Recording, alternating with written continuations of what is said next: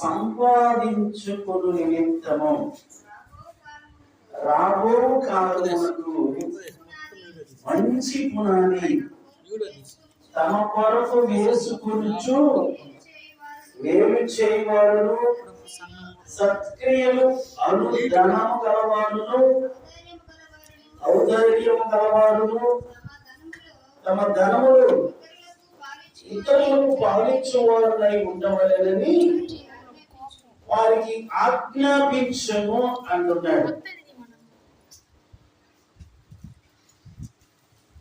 తిమోతికి పౌలు గారు ఉత్తరంలో చాలా మంచి విషయాన్ని తెలియజేశాడు. పిల్లలు నిజంగా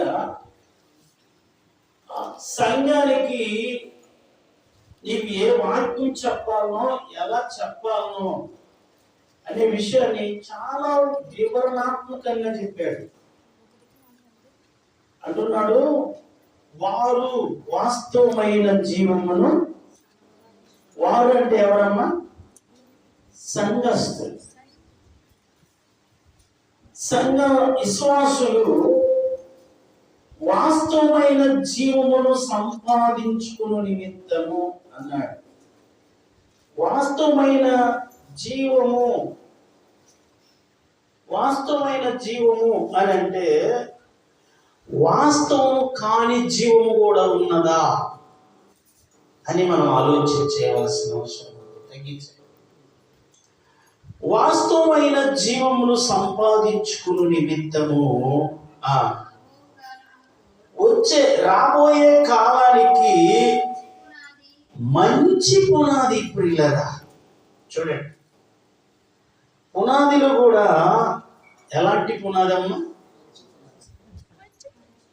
పునాదులలో చాలా రకాలు ఉన్నాయి.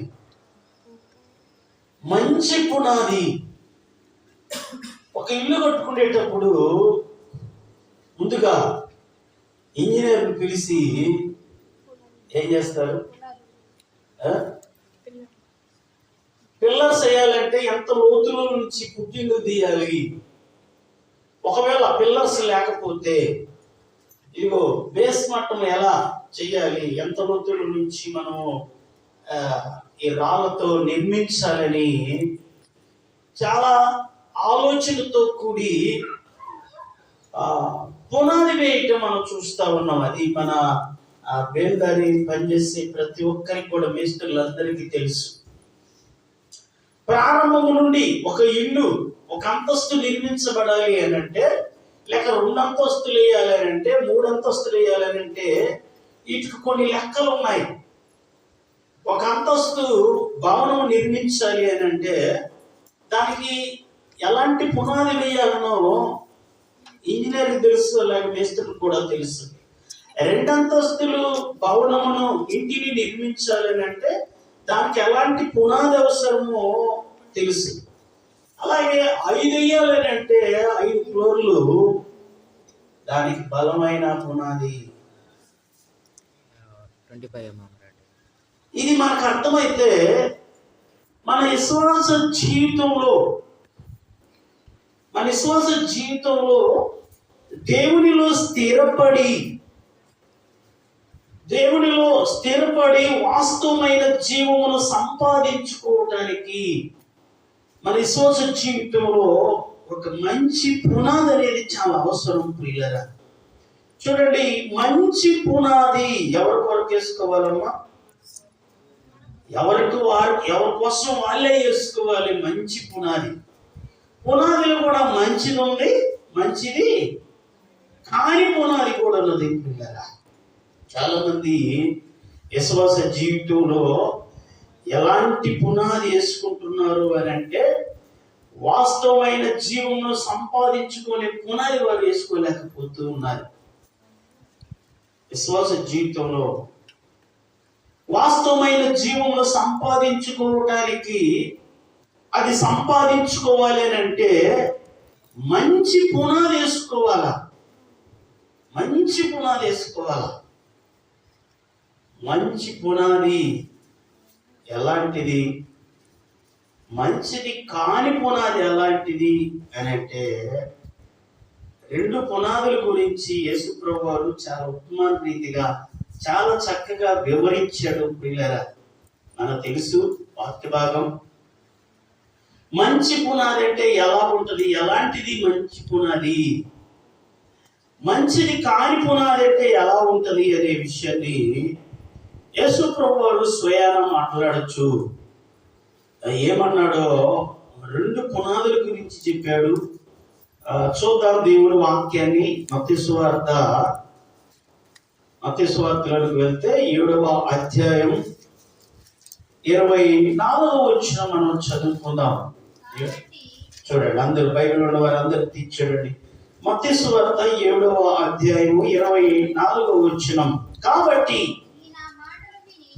బాగా జాగ్రత్తగా మీరు ఆ బైబిల్ గ్రంథంలో ఉన్న వాక్యాన్ని మీరు చూడండి ప్రియులరా. ఈ మాట మనం చాలా సార్లు చదువుకున్నాము, చాలా సార్లు ధ్యానం చేశాం. మంచి పునాది వాస్తవమైన జీవమును సంపాదించుకోవటానికి. ఏమి సంపాదించుకోవటానికమ్మా? వాస్తవమైన జీవమును, ఒక మంచి పేరును సంపాదించుకోవటానికి ప్రయాసపడేవారు ఉన్నారు. ధనమును సంపాదించుకోవడానికి ప్రయాసపడేవారు ఉన్నారు. మరి భూములను సంపాదించుకోవడానికి ప్రయాసపడేవారు ఉన్నారు. కానీ వాస్తవమైన జీవమును సంపాదించుకోవడానికి ఎవరైనా ప్రయాసపడుతున్నారా? ప్రియులరా, వాస్తవమైన జీవమును సంపాదించుకోవడానికి రెండు పునాదులను ఇక్కడ యేసుప్రభు వారు తెలియచేస్తూ ఉన్నాడు. మనం చూడగలిగితే, చదవగలిగితే చూడండి 7వ అధ్యాయం 24వ వచనంలో మత్తయి సువార్త. కాబట్టి ఈ నా మాటలు విని, నిజంగా వినక తెలియక మంచి పునాది వేసుకోలేదు అని అంటే దాన్ని ఎవరు ఏం చేయలేరు. కొంతమంది ఇల్లు కట్టుకుంటా ఉంటారు. ఇల్లు పునాది బాగలేకపోతే గోడలు ఏమవుతాయి? క్రాక్లు వస్తాయి. గోడ క్రాక్ వచ్చిందంటే దానికి కారణం ఏంది? పునాది సరిలేదని దాని అర్థం. అయ్యా, నా ఇల్లు ఏదో గోడల క్రాక్ వచ్చింది చూడమంటే, ఇదిగో నువ్వు పునాది కరెక్ట్ గా వేయలే. పునాదిలో మార్పు జరిగింది కాబట్టి గోడల క్రాక్ వచ్చాయి. విశ్వాస జీవితంలో కూడా క్రాక్ వచ్చింది. చాలా మంది విశ్వాసంలో గోడల క్రాక్ ఇచ్చినట్లు, క్రాక్ అంటే ఏమవుతుంది? పౌళ్ళు అంటారు. దానికి నువ్వు ఎన్నిసార్లు అన్నా ప్లాస్టిక్ చేయి, ఆ పౌళ్ళు మాత్రం మళ్ళా వస్తూనే ఉంటుంది. ఆ పౌళ్ళు మనం ఏం చేయలేము. ఎక్కడ మార్పు జరిగింది అని అంటే, ఎక్కడ జరిగిందమ్మా? ఎక్కడ జరిగింది? పునాదిలో. ఈ గోడ క్రాక్ వచ్చింది, పౌళ్ళు వచ్చిందంటే దానికి కారణం గోడ కాదు. ఏది కారణం అమ్మా? పునాది. ఈ గోడ బరువును, పైగా స్లాబ్ బరువును మొత్తాటిని ఆపుకుండేది, భరించేది పునాది. ఈ పునాది కరెక్ట్ గా ఉంటే గోడల క్రాక్ రావు. విశ్వాస జీవితంలో కూడా చాలా మంది పౌళ్ళు వచ్చి దేవునికి వేరై పగిలిపోయిన జీవితంలో లేకపోలేదు. క్రాక్ వచ్చాయి వారి మనసుల్లో. ప్రియమైన వాళ్ళ, దానికి కారణం ఏంటంటే వాస్తవమైన జీవమును సంపాదించుకోవటానికి మంచి పునాది వారి జీవితంలో వేసుకోకపోవడమే. ఒక మంచి పునాది వేసుకోవాలి మన జీవితంలో. కొన్ని అలజడులు వస్తూ ఉంటాయి, కొన్ని కష్టాలు ఎదురవుతూ ఉంటాయి, కొన్ని సమస్యలు వస్తూ ఉంటాయి. అయినా సమస్యలు వచ్చినంత మాత్రాన మన విశ్వాస జీవితంలో పగుళ్ళు ఇచ్చినటువంటి గోడల్లాగా మనం ఉండకూడదు. మన విశ్వాస జీవితంలో మంచి పునాది వేసుకోవాలి. ఈ నా మాటలు విని, వెనక కాదు. చాలా మందికి తెలుసు, వింటున్నాం. మనం వింటున్నామా వెళ్ళలేదమ్మా? వింటున్నాం. మంచి పునాది ఎలా వేసుకోవాలనో మనకి తెలుసు, మనం వింటున్నాం, నేర్చుకుంటున్నాం. అయినా కానీ మంచి పునాది వేసుకోలేదు అని అంటే నిజంగా ఏమనాలి? ఒక బాగా తెలిసినటువంటి ఒక మంచి ఇంజనీరు ఒక కాంప్లెక్స్ కట్టడానికి, ఒక బిల్డింగ్, మంచి పెద్ద బిల్డింగ్ కట్టడానికి సరైనటువంటి పునాది ఇలా వేస్తేనే ఇంత బరువులు ఇది తట్టుకోగలదు అని తెలిసి కూడా తాత్కాలికంగా చేసాడు అనుకోండి. బాగా 5 అంతస్తులు, 6 అంతస్తులు, 10 అంతస్తులు నిర్మించాము. క్రాక్ వచ్చినప్పుడు కట్టబడిన ఇంటిని తప్పంటారా? కట్టించడానికి ప్లాన్ ఇచ్చిన ఇంజనీర్ తప్పంటారు. ఇంజనీర్ తప్పు, కట్టిన మేస్త్రికి కూడా తప్పు కాదు. వాడు ఏ ప్లానింగ్ ఇస్తే ఆ ప్లాన్ ప్రకారం కడతారు. ఇప్పుడు కదిరిలో వెన్నెల అపార్ట్మెంట్ కట్టబడేది, కదిరి బాబురావు. అది అప్పుడు కట్టిన తర్వాత ఓపెనింగ్ చేసి కొంతమంది ఆ ప్లాట్లు కొనేశారు. 11-12 లక్షలు కొనేశారు ఒక ప్లాట్. కొంతమంది భయపడ్డారు. ఎందుకనంటే క్రాక్ వచ్చింది కిందికి మీదకి. ఫస్ట్ భయపడ్డారు, క్రాక్ వచ్చింది, ఓయమ్మ ఏం జరుగుతుంది. క్రాక్ వస్తే భయపడాలనా? పొగుళ్ళు వస్తే భయపడాలనా? పొగుళ్ళు వచ్చిన ఇంట్లో ఉండకూడదు. ఉండటానికి మనకు భయం ఏంటని చెప్పండి. అంటే అది పడితే మనం ఏమవుతాం? మనం ఉండం. ఇంకా క్రాక్ వచ్చిన ఇంట్లో ఉండటానికి భయపడతాం మనం. ఎందుకంటే అది పడిపోతే అందులో మనం నివసిస్తున్నాం, మనం బ్రతకం. ఇది ఎంత వాస్తవమో ప్రియులారా. మన విశ్వాస జీవితంలో కూడా మంచి పునాది అనేది లేకపోతే అందులో మనం చచ్చిన వారిలా ఉంటాం. ఈ నా మాటలు విని యేసుప్రభువు అంటున్నాడు, ఈ నా మాటలు విని వాటి చొప్పున చేయు ప్రతివాడు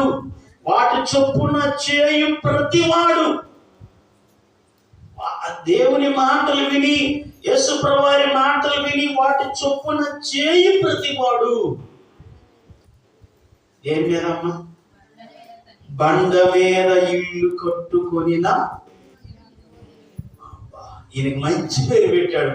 బండ మీద ఇల్లు కట్టుకున్న వానికి మంచి పేరు అండి, బుద్ధిమంతుడు అని అంటే, బుద్ధిమంతుడు అని మనం ఎవరిని అంటాం? చాలా బుద్ధిమంతుడే, ఒక జోలికి పోరు, ఒక ప్రస్తావన, ఆయన పనేది ఆయన చేసుకుంటాడు, ఏం పట్టించుకో, కరెక్ట్గా ఉంటాడు, కరెక్ట్గా ప్రార్థనకు వస్తాడు, కరెక్ట్గా దేవుని ఆరాధిస్తాడు, కరెక్ట్గా దేవుని పాటలు పాడి స్తుతిస్తాడు. బుద్ధిమంతుడికి ఉండే లక్ష్యం ఇవన్నీ. ప్రార్థనకి రాకుండా బయట తిరిగి వాళ్ళు ఏమంటామా? బుద్ధిమంతుడు అంటామా? సినిమాకి పోయే వాళ్ళను బుద్ధిమంతుడు అంటామా? ఎవరినైనా అనలే బుద్ధిమంతుడే. వాళ్ళు విశ్వాసులు కానీ పాస్టర్లు కానీ. ఈ మధ్యకాలంలో కొంతమంది పాస్టర్లు మాస్క్ వేసుకొని కొన్ని సినిమాలకు రహస్యంగా పోయినారు. అంటే సినిమాలు పోయే పాస్టర్లు కూడా ఇప్పుడు యూట్యూబ్లో పెడితే ఏ సినిమా కావాలంటే సెల్లో ఇది చాలక పెద్ద తెర మీద చూడాలని పోయారు. వీళ్ళని ఏమనాలి? వీళ్ళు బుద్ధిమంతులు అన్నా? వాక్యం బుద్ధిమంతులు అంటదా? విశ్వాసులు తమ జీవితాన్ని మంచి పునాది మీద కట్టుకొని ఆ తరువాత రాబోయే వాస్తవమైన పరలోక జీవాన్ని పొందటానికి యేసు ప్రభువు ఈ మాటలు చెబుతూ ఉన్నాడు. పిల్లరా, ఈ నా మాటలు విని వాటి చొప్పున ఫస్ట్ వినాలి. విన్న తర్వాత ఏం చేయాలమ్మా? విన్న మాటల ప్రకారం చెయ్యాలి. చాలా మంది వింటారు కానీ చెయ్యరు. వింటారు వినటానికి కానీ చెయ్యరు. విని విడిచిపెట్టేవారు చాలా మంది ఉన్నారు. విని చెయ్యాలి. మనం ఈ నా మాటలు విందురు గాని హృదయంలో గ్రహించరనే మాట కూడా ప్రియులారా, వినాలి. విన్న మాటల ప్రకారం చెయ్యాలి. చేసిన వాళ్ళను యేసు ప్రభువు ఏమంటున్నాడంటే, తన బండ మీద తన ఇల్లు కట్టుకొనిన బుద్ధిమంతుని పోలి ఉంటాడు. పునాది ఎక్కడేశాడు?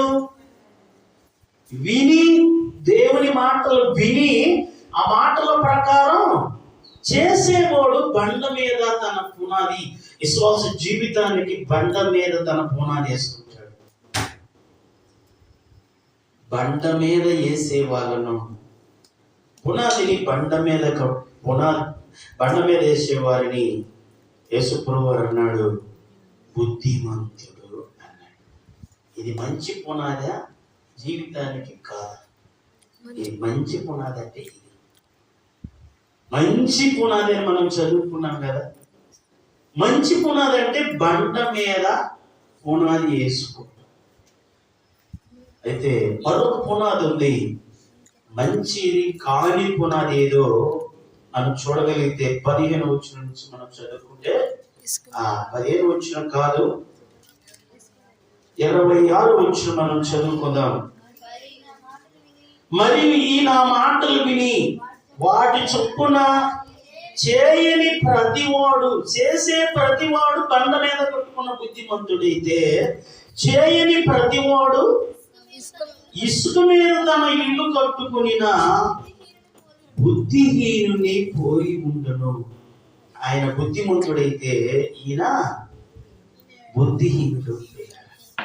ఇప్పుడు వర్షం వచ్చింది, బండ మీద కట్టినటువంటి వర్షం బాగా పడింది, వరదలు కొట్టుకొని పోతున్నాయి. ఇప్పుడు ఏ ఇల్లు నిలబడతామా? బండ మీద కట్టుకున్న ఇల్లు నిలబడుతుంది.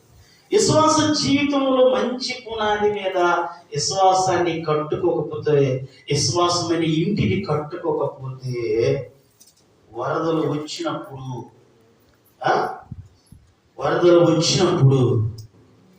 వర్షాలు కురిసి వరదలు వచ్చినప్పుడు, గాలి కొట్టినప్పుడు ఏ ఇల్లు నిలబడితే ఏది పడిపోద్ది?